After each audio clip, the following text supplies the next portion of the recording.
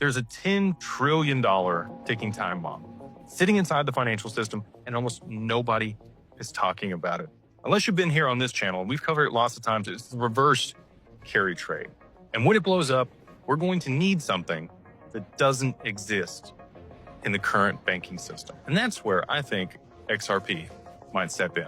This is about financial infrastructure, systemic risk, and why Japan, XRP, and the digital yen might be the only thing standing between global liquidity and a global crisis.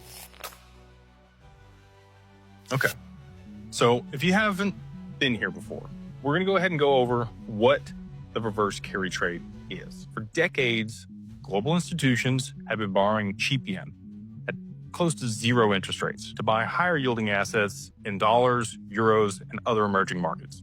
So they would borrow that yen from the Bank of Japan, swap it through FX to whatever currency they wanted, and then go put that to work, earning much higher returns. And then they owe 0% to the Bank of Japan. It's free money. And that is what the reverse carry trade is. It's close to $10 trillion in exposure. When rates shift or FX volatility spikes, these positions are going to unwind fast. Investors will have to sell off their foreign assets and rush to buy back the yen. So they'll have to sell in the stock market or gold or wherever else they're positioned, swap back to whatever the currency it was in whatever jurisdiction they purchased it, and then go back through FX to yen before they can repay those notes. So this slams the FX market, the bond market, and credit globally, all at once. So what's going to happen? It's not good, right? It's a tidal wave of capital surging back to Japan. Dollars, euros, and all of the other currencies that people are selling off to swap for the yen crash, and the yen will explode higher. Demand for the yen will be excessive. So US treasuries, they're going to be dumped. Yields are going to spike, and bond markets will break. Global liquidity will evaporate, just like in March of 2020, but much, much worse. The Bank of Japan will have two options. They can either let the yen appreciate and kill their exports, or they can defend the bond market and risk hyperinflation because they're going to have to print a bunch of yen in order to buy those bonds.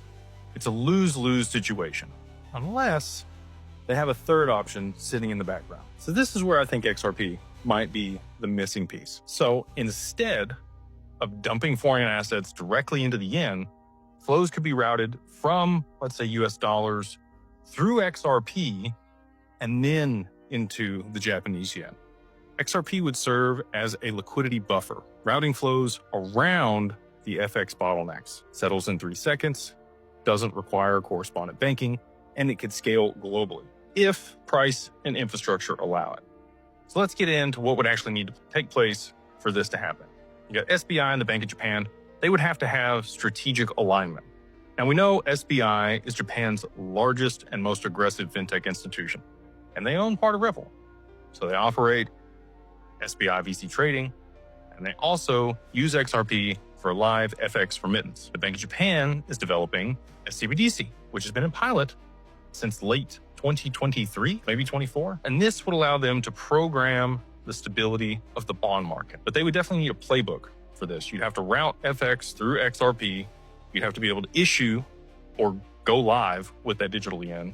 You'd have to offer yield or rewards for people holding the bonds, and then absorb capital inflows without destabilizing the yen or bonds.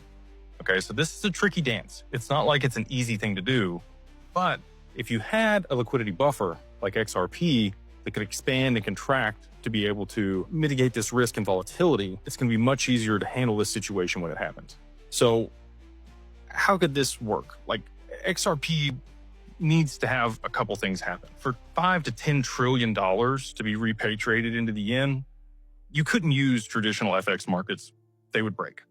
You need XRP liquidity pools large enough to absorb and route those flows. So let's do some math. To absorb $10 trillion in 30 days with about 5.5 billion XRP, and if that was turned over 10 times daily, XRP would need to be around $180 per token.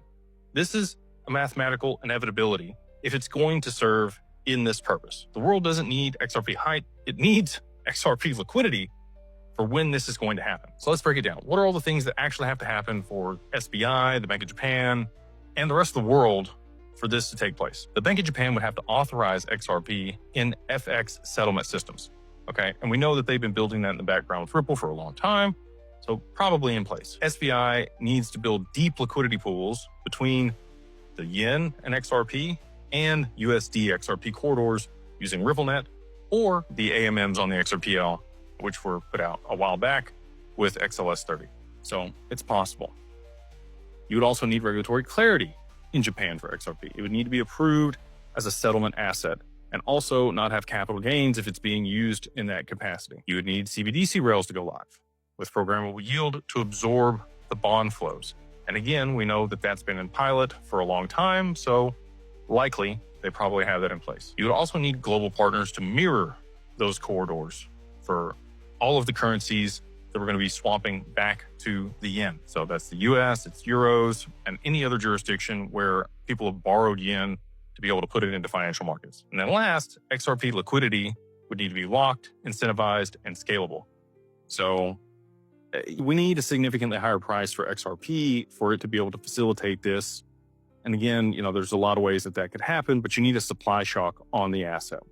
If we don't have something like this in place and $10 trillion unwind, you have a credit collapse.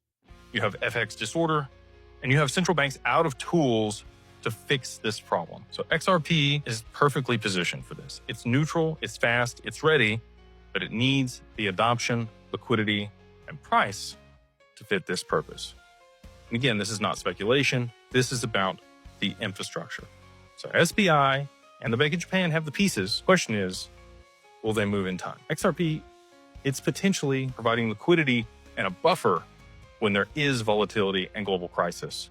And if Bank of Japan moves first, XRP won't just bridge currencies. It could be the bridge that pulls us out of the next global financial crisis.